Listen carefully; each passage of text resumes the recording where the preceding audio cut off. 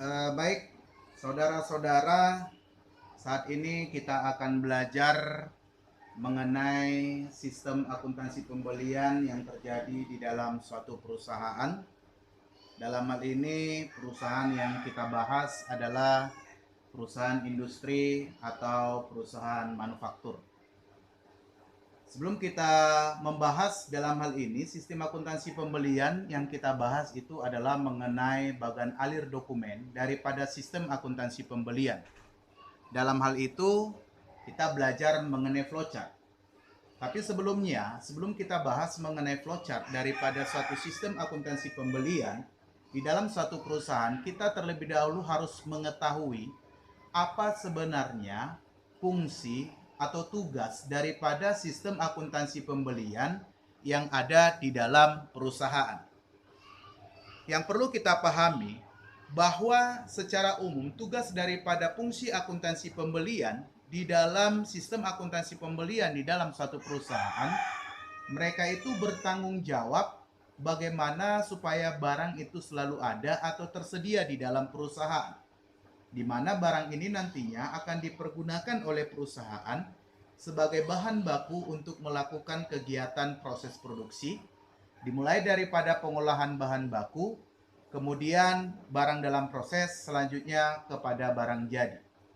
Jadi kalau barang itu selalu tersedia di dalam perusahaan, maka perusahaan itu akan dapat melanjutkan atau melakukan proses produksinya, sehingga nantinya perusahaan itu produknya itu akan tercipta dan perusahaan itu bisa melakukan penjualan dan akhirnya perusahaan itu mendapatkan laba atau keuntungan. Sebaliknya kalau perusahaan itu tidak memiliki persediaan bahan baku untuk diolah di dalam proses produksi, maka produksi itu tidak akan bisa berjalan sehingga produk itu tidak akan dihasilkan dan perusahaan tidak bisa melakukan penjualan dan akhirnya perusahaan itu tidak dapat memperoleh laba ataupun keuntungan. Secara umum, kita dapat mengetahui di sini bahwa ada 4 bagian fungsi atau bagian yang terlibat di dalam sistem akuntansi pembelian yang terjadi di dalam perusahaan. Yang pertama, itu yang kita sebutkan sebagai bagian gudang yang melakukan fungsi gudang. Yang kedua, nantinya itu adalah bagian pembelian yang melakukan fungsi pembelian. Yang ketiga, itu adalah bagian penerimaan yang melakukan fungsi penerimaan. Dan yang keempat, itu adalah bagian akuntansi yang terdiri daripada bagian utang dan bagian kartu persedia. Jadi saudara-saudari sekalian, yang pertama bahwa sistem akuntansi pembelian yang terjadi di dalam perusahaan dimulai daripada bagian gudang. Di mana bagian gudanglah yang akan melakukan penyimpanan barang yang ada dimiliki oleh perusahaan. Bagian gudanglah yang akan mengetahui seberapa banyak barang yang dimiliki oleh perusahaan. Dan bagian gudang juga lah yang mengetahui apakah persediaan barang di gudang itu masih ada atau sudah semakin menipis atau sudah habis. Jadi yang pertama, bahwa kegiatan pembelian yang terjadi dilakukan di dalam perusahaan itu dimulai daripada bagian gudang yang akan membuat surat permintaan pembelian. Jadi surat permintaan pembelian ini dilakukan pada saat reorder point. Jadi reorder point itu artinya titik pemesanan kembali. Artinya perusahaan itu harus melakukan pemesanan kembali jika persediaan di dalam suatu perusahaan atau persediaan barang di gudang sudah semakin menipis atau sudah habis. Jadi artinya pada suatu titik tertentu, jikalau misalnya jika bahan baku di perusahaan itu ditetapkan 100 kg itu harus tersedia di dalam gudang. Jadi kalau persediaan barang di perusahaan itu atau bahan baku di perusahaan itu sudah mendekati 100 kg atau bahkan 100 kg, maka bagian gudang wajib mengajukan permintaan pembelian barang. Jadi dalam hal ini, bagian gudang akan mengajukan permintaan pembelian barang dengan membuat surat permintaan pembelian barang sebanyak 2 dokumen. Jadi kita boleh melihat di sini surat permintaan pembelian barang itu ada 2 dokumen. Ini ada surat permintaan pembelian yang pertama dan ini adalah surat permintaan pembelian yang kedua.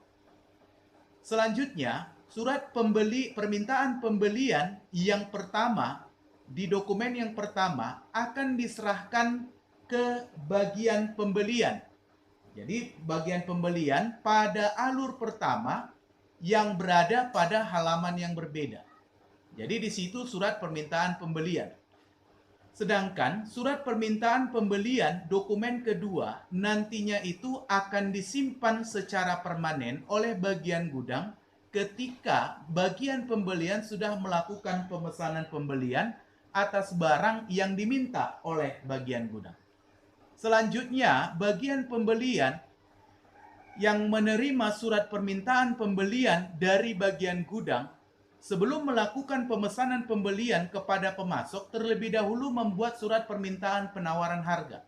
Jadi surat permintaan penawaran harga ini itu dikeluarkan atau dibuat oleh bagian pembelian untuk melakukan permintaan penawaran harga dan itu diberikan ke berbagai pemasok. Jadi, apa tujuan daripada permintaan penawaran harga ini? Jadi, perusahaan dalam hal ini bagian pembelian akan menghubungi beberapa pemasok. Jadi, akan menghubungi beberapa pemasok supaya berbagai pemasok itu akan memberikan penawaran harga atas barang yang diminta oleh perusahaan. Jadi kalau kita misalkan saudara-saudara, kalau perusahaan itu meminta misalnya bahan bakunya itu misalnya tepung terigu. Jadi tepung terigu itu yang diminta misalnya mau meminta sebanyak 500 kg. Nah, jadi akan diminta 500 kg. Jadi bagian pembelian akan menghubungi beberapa pemasok dalam hal ini supplier yang menyediakan tepung terigu. Jadi dikirimlah, kalau kita misalkan ada 5 pemasok, maka surat permintaan penawaran harga itu diberikan kepada 5 pemasok. Jadi apa tujuannya? Supaya kelima pemasok itu nantinya kita meminta kepada berbagai pemasok itu, kelima pemasok itu, supaya mereka itu bisa memberikan harga. Berapakah harga 1 kg tepung terigu di perusahaan mereka? Nah, jadi berbagai pemasok itulah nantinya surat inilah akan diberikan kepada berbagai pemasok untuk melakukan permintaan penawaran harga. Jadi ada di sini surat permintaan penawaran harga dikirimkan kepada berbagai pemasok. Jadi kalau ada 5 pemasok akan diberikan kepada 5 pemasok. Selanjutnya, surat permintaan penawaran harga yang sudah dikirimkan oleh bagian pembelian kepada berbagai pemasok, maka bagian pembelian nantinya akan menerima surat penawaran harga. Jadi kita lihat di sini surat penawaran harga diterima dari pemasok. Jadi bedanya di sini masih meminta harga berapa di perusahaan saudara harga 1 kg tepung terigu. Sedangkan di dalam hal ini, di dalam surat penawaran harga, sudah ada daftar harga yang diberikan oleh pemasok. Nah, jadi dalam hal ini, ketika perusahaan itu sudah menerima surat penawaran harga dari kelima pemasok, maka perusahaan itu akan membuat perbandingan harga. Jadi membandingkan kalau ada 5 surat penawaran harga, berarti ada 5 jenis harga. Jadi pemasok A, pemasok B, pemasok C, pemasok D, pemasok E. Dan tentunya untuk masing-masing pemasok itu memberikan harga yang berbeda. Jadi dilakukanlah membuat perbandingan harga dan selanjutnya dilakukan pemilihan pemasok. Jadi inilah kegiatannya membuat perbandingan harga dan pemilihan pemasok. Dan adalah dokumen yang dihasilkan yaitu perbandingan harga dan pemilihan pemasok dalam hal ini. Jadi ini adalah perbandingan harga dan pemilihan pemasok. Ini pembandingan harga dan pemilihan pemasok. Selanjutnya, yang dilakukan oleh bagian pembelian setelah dibandingkan harga, misalnya dari kelima pemasok atau supplier tepung terigu, Misalnya pemasok yang memberikan harga yang lebih rendah adalah pemasok B. Jadi ada 5 pemasok tadi, pemasok A, B, C, D, E, dan dari kelima pemasok itu hanya pemasok B atau supplier B yang memberikan harga yang lebih rendah. Dan tentunya kita akan memilih pemasok setelah melakukan perbandingan harga. Tentunya kita akan melakukan pemilihan pemasok, yaitu memilih pemasok yang menawarkan harga yang lebih rendah. Jadi ketika kita sudah melakukan pemilihan pemasok, kita tentunya selanjutnya membuat surat order pembelian. Jadi surat order pembelian ini akan diberikan kepada pemasok yang terpilih tadi, yaitu pemasok B yang memberikan harga yang lebih rendah. Jadi dalam hal ini saudara-saudara, perusahaan membuat sebanyak 7 surat order pembelian. Jadi di sini kita lihat ada surat order pembelian yang pertama, ada surat order pembelian kedua, ada surat order pembelian yang ketiga, ada surat order pembelian yang keempat, ada surat order pembelian yang kelima, ada surat order pembelian yang keenam, dan ada surat order pembelian yang ketujuh. Sedangkan ini tadi surat permintaan, ini tadi surat permintaan pembelian yang diterima dari bagian gudang. Ini adalah surat penawaran harga. Ini tadi surat permintaan pembelian yang ini tadi. Yang ini surat penawaran harga itu yang diterima tadi dari pemasok. Dan ini adalah perbandingan harga, PH dan PP. Jadi ini merupakan perbandingan harga dan dari sini itu tadi.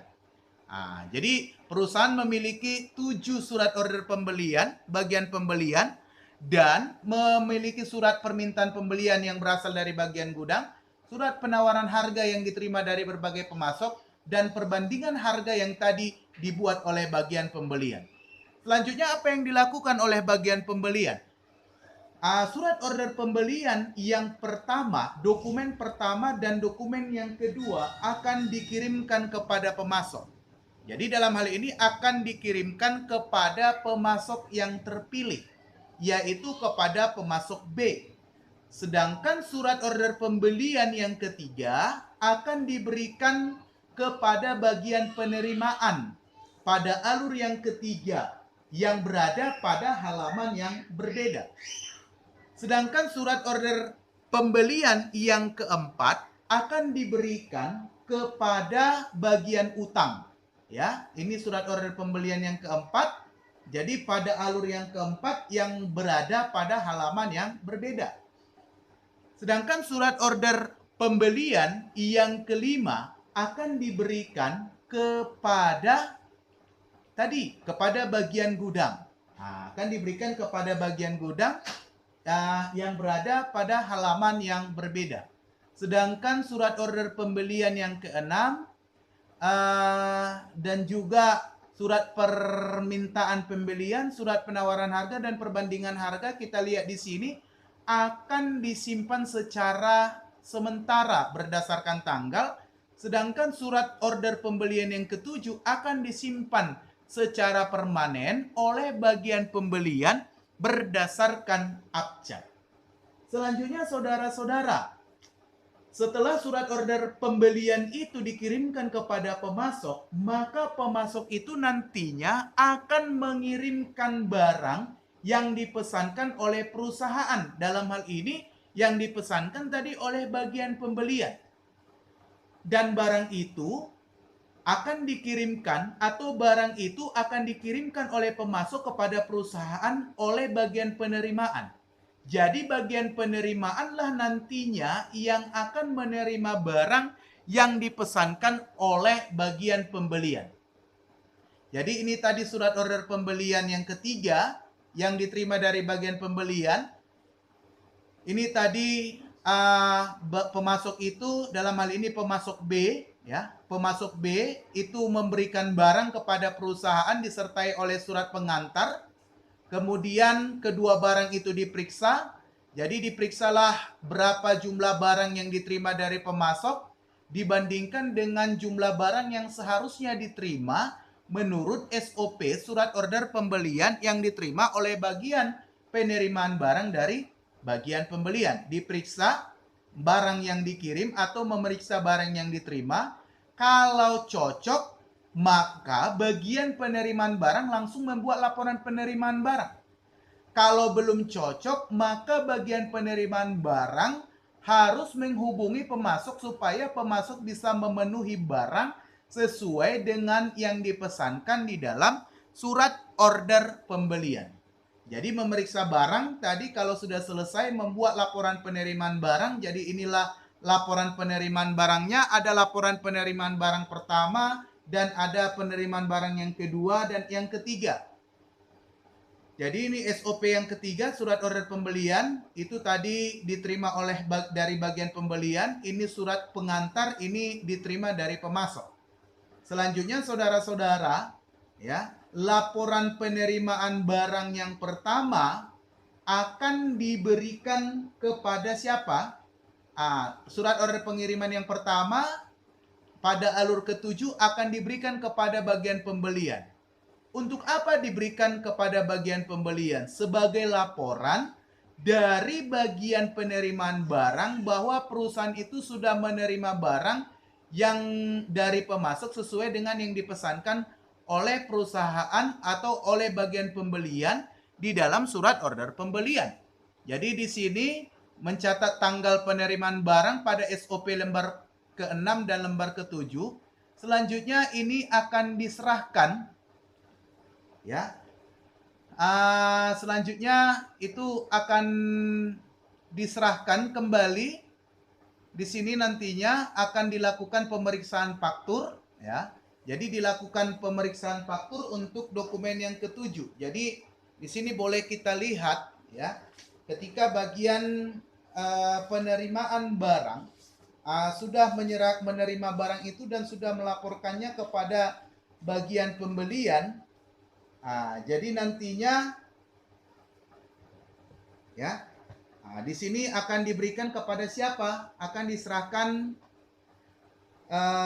surat itu akan diberikan kepada nantinya di sini ada bagian utang, gitu ya. Akan ada diberikan kepada bagian utang di sini.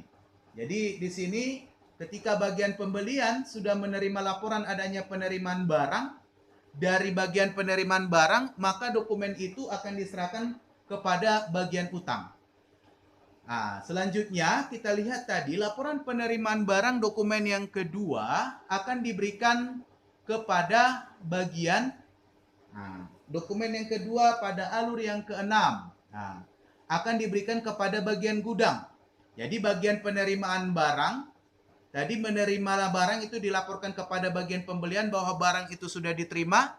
Kemudian bagian penerimaan barang selanjutnya akan menyerahkan laporan penerimaan barang itu dokumen kedua kepada bagian gudang sebagai laporan bahwa barang itu sudah diterima. Dan di dalam hal ini saudara-saudara, ketika bagian penerimaan barang menyerahkan dokumen yang kedua laporan penerimaan ini kepada bagian gudang, itu dikirim ke bagian gudang bersamaan dengan barang. Jadi bersamaan dengan barang supaya bagian gudang itu bisa menyimpan barang. Jadi laporan penerimaan barang yang kedua bersamaan dengan barang supaya disimpan di gudang. Selanjutnya bagian gudang akan mencatatkan bahwa di dalam kartu gudang bahwa barang di gudang yang bertambah, dan selanjutnya dokumen itu akan disimpan secara permanen berdasarkan tanggal. Selanjutnya saudara-saudara, di dalam hal ini, sedangkan dokumen keempat tadinya diberikan kepada bagian utang, yang kelima diberikan kepada bagian gudang sebagai informasi bahwa barang yang mereka pesankan sudah dibeli tadinya. Sekarang kita boleh melihat di bagian utang, ya. Sekarang kita boleh melihat di bagian utang, atau sebelumnya, kalau kita lihat di sini, setelah barang itu sampai dan diterima oleh perusahaan, maka kita lihat di sini pemasok itu akan memberikan faktur, akan mengirimkan faktur kepada perusahaan, dalam hal ini kepada bagian pembelian. Selanjutnya bagian pembelian di sini akan kita lihat di sini dia akan memeriksa faktur itu. Kemudian inilah faktur yang diperiksa. Selanjutnya ini adalah alur yang ke-9. Faktur yang sudah diperiksa itu kembali diserahkan kepada bagian utang. Selanjutnya saudara-saudara, bagian utang. Mereka bagian utang itu memiliki 3 dokumen. Yang pertama SOP 4 itu tadi yang diterima, surat order pembelian yang keempat itu diterima dari bagian pembelian ini. Selanjutnya bagian utang juga menerima laporan penerimaan barang dokumen pertama tadi, itu dari bagian pembelian. Artinya yang pertama tadi memang bagian penerimaan barang menyerahkan laporan penerimaan barang itu kepada bagian pembelian, lalu dilakukan pemeriksaan oleh bagian pembelian. Selanjutnya bagian pembelian menyerahkan itu kepada bagian utang supaya bagian utang bisa mencatatkan terjadinya utang yang dilakukan oleh perusahaan akibat daripada pembelian kredit yang dilakukan oleh perusahaan kita. Dan ini tadi faktur dari pemasok yang diberikan oleh pemasok kepada bagian pembelian, diperiksa tadi di bagian pembelian, dan setelah diperiksa selanjutnya diberikan kepada bagian utang. Selanjutnya bagian utang sudah menerima ketiga dokumen ini, yaitu SOP 4, surat order pembelian yang keempat, laporan penerimaan barang yang pertama, dan faktur. Kemudian dibandingkanlah ketiga dokumen ini, ya, membandingkan faktur dari pemasok dengan SOP dan laporan penerimaan barang supaya bagian utang membuatkan bukti kas keluar. Jadi bukti kas keluar ini merupakan persetujuan pengeluaran kas yang dilakukan oleh perusahaan untuk melakukan pembayaran utang yang timbul atau yang terjadi akibat daripada pembelian kredit yang dilakukan oleh perusahaan. Jadi dibuatlah 3 bukti kas keluar. Jadi dokumen 1, 2, 3, 4. Ini tadi SOP 4, ini tadi LPB 1, ini tadi faktur di sini. Kemudian ini akan dibuatkan register bukti kas. Kemudian bukti kas keluar yang kedua akan diserahkan kepada bagian kartu persediaan, supaya bagian kartu persediaan itu bisa mencatatkan kartu persediaan. Artinya persediaan perusahaan itu sudah bertambah akibat daripada pembelian yang dilakukan. Sedangkan bukti kas keluar yang pertama, bukti kas keluar yang ketiga, surat order pembelian yang keempat, laporan penerimaan barang yang pertama, faktur yang diterima tadi dari bagian pembelian yang sudah diperiksa, itu akan disimpan arsip bukti kas keluar yang belum dibayar. Jadi nantinya kenapa disimpan sementara? Sampai kapan ini disimpan? Kalau sudah tiba tanggal jatuh tempo. Jadi kalau sudah tiba tanggal jatuh tempo, nantinya arsip ini akan diambil untuk diserahkan kepada kasir supaya kasir bisa mengeluarkan sejumlah uang untuk melakukan pembayaran kepada pemasok kita itu. Jadi di situ, ya, sebagai arsip bukti kas keluar yang belum dibayar, selanjutnya dicatatkanlah kartu persediaan oleh bagian kartu persediaan bahwa barang di gudang atau persediaan kita, artinya persediaan atas barang yang kita beli dari pemasok itu sudah bertambah. Jadi demikianlah saudara-saudara secara singkat bagaimana bentuk arus atau alir dokumen dalam sistem akuntansi pembelian. Sekian dan terima kasih.